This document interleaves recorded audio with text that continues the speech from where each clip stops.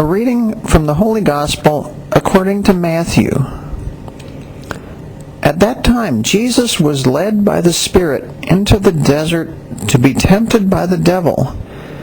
He fasted for 40 days and 40 nights, and afterwards he was hungry. The tempter approached and said to him, "If you are the Son of God, command that these stones become loaves of bread."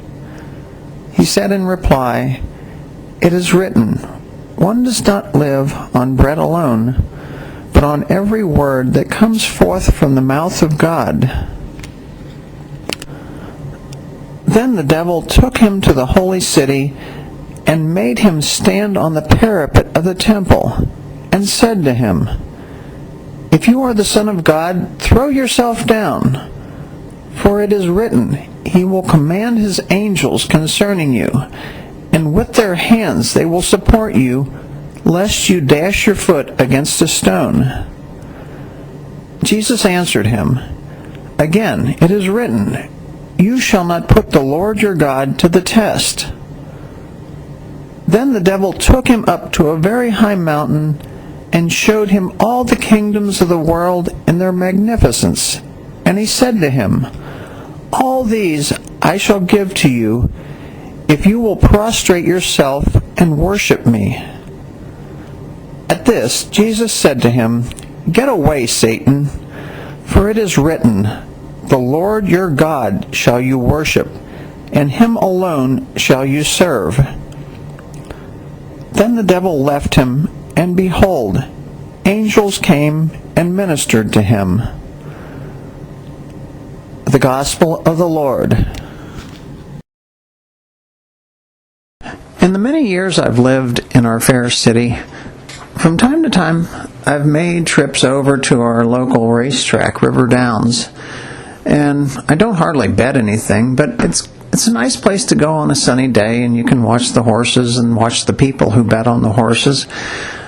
But it seems like now things have changed. The track got bought up by a gaming company, and they tore down that old grandstand that I was used to, and they're putting their finishing touches on a new one that has racino slots and heaven knows what else.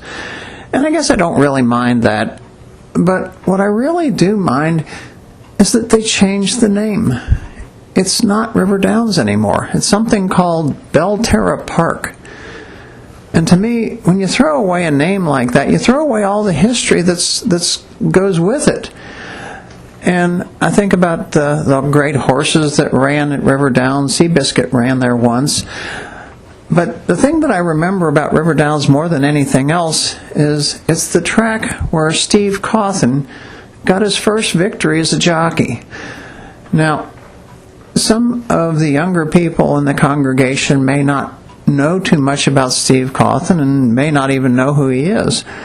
He was born in Covington in 1960, and he grew up on a farm in Walton, and his parents were named Tex and Myra Cawthon. And they were both horsemen, and so Steve was riding horses when he was just a few years old. But like a lot of other boys, he was interested in different sports, and he thought about basketball or football. But then, when he was about 12, one summer, he went away on vacation from school, and when he came back, he saw that all of his classmates had grown about 4 or 5 inches, and he hadn't grown hardly at all.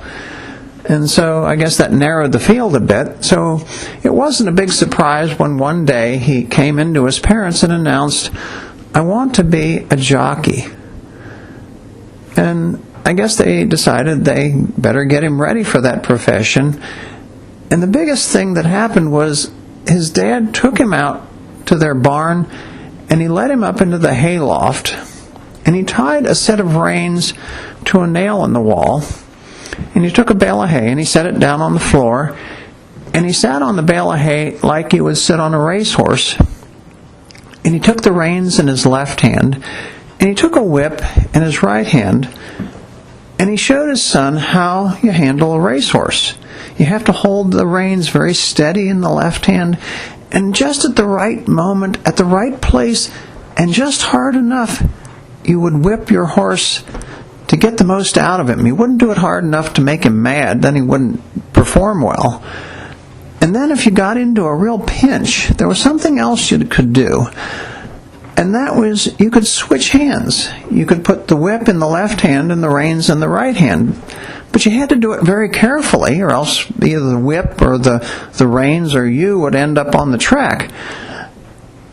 And then he looked at his son and he said, "Look, I'm showing you these things, but showing doesn't mean much." And he handed the whip and the reins over to Steve. And so day after day, week after week, month after month, Steve would be up there in that hayloft of the barn, and he would be practicing, holding the reins with his left hand and whipping just right in his right hand, and then switching hands, holding the reins in the right hand and whipping with the left hand. And by the time he was 16, he was ready for the track. And so he began as an apprentice, and his first race was at Churchill Downs, and he finished last.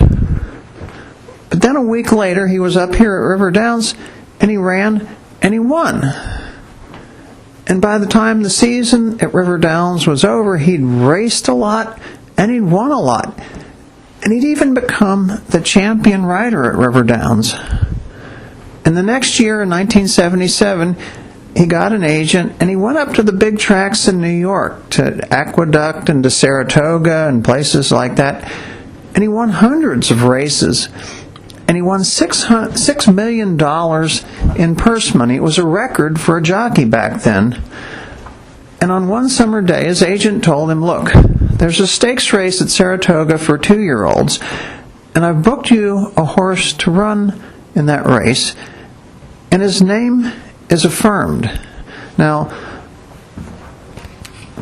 Lafitte Pincaille was supposed to ride him, but he's in California, and he doesn't want to come back to ride him in this stakes race.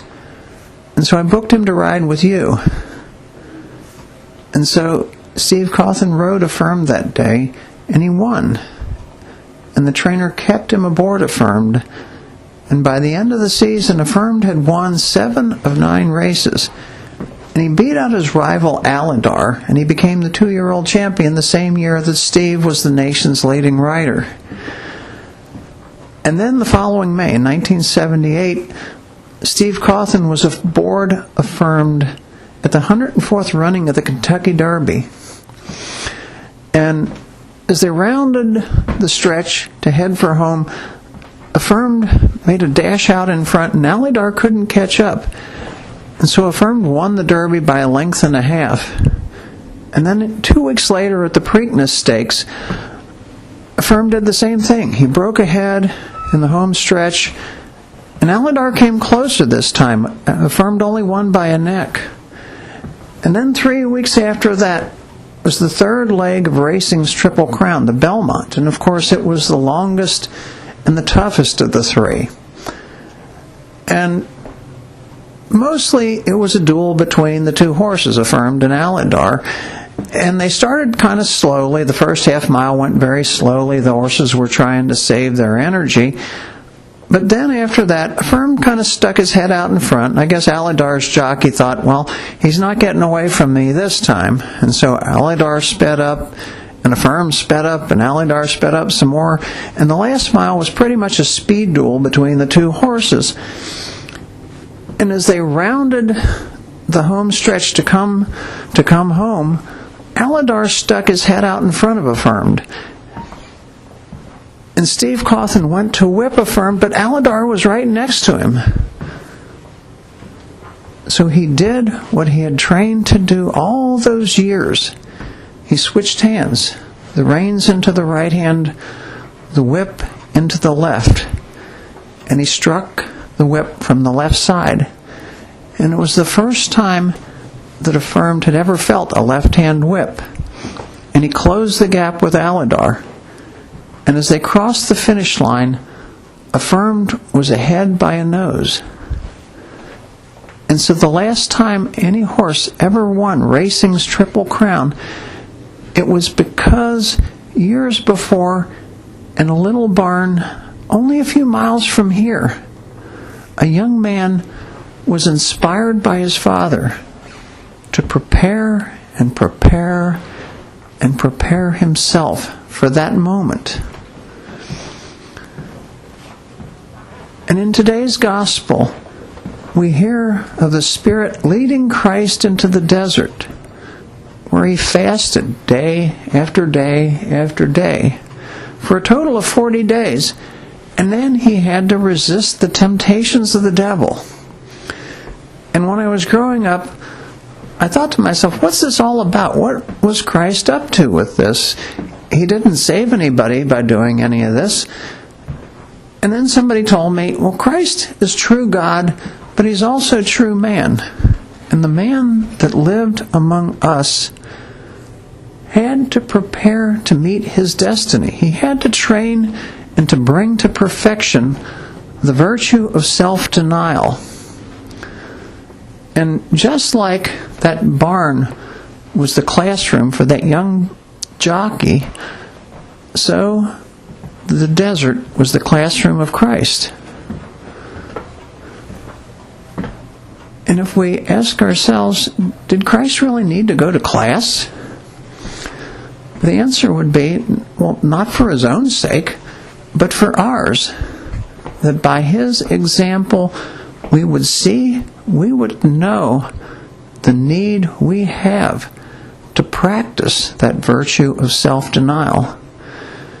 And so, through the image of Christ, the Spirit today leads us to however, wherever, whenever we choose to build our own classroom, and during these days of Lent, to practice the virtue of self-denial.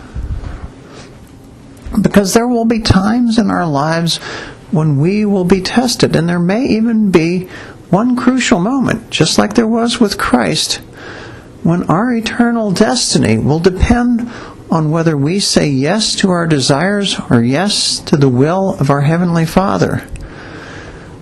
So, as we go through these days of Lent and we remember today's gospel, think for a moment about that young jockey in the barn practicing and practicing.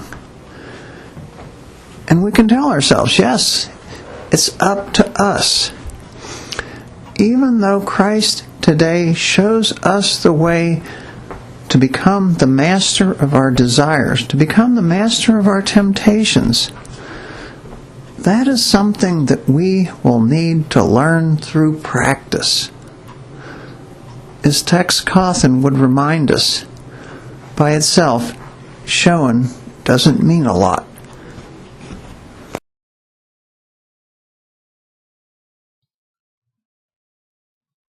It is still affirmed as they come to the quarter pole. He's holding on to a head lead. Alidar's outside of him and challenging that lead. The two are heads apart, and Alidar's got a lead. Alidar put a head in front, right in the middle of the stretch. It's Alidar and Affirmed battling back along the inside. We'll test these two to the wire. Affirmed under a left-hand whip. Alidar on the outside driving. Affirmed and Alidar heads apart. Affirmed's got a nose in front as they come on to the wire.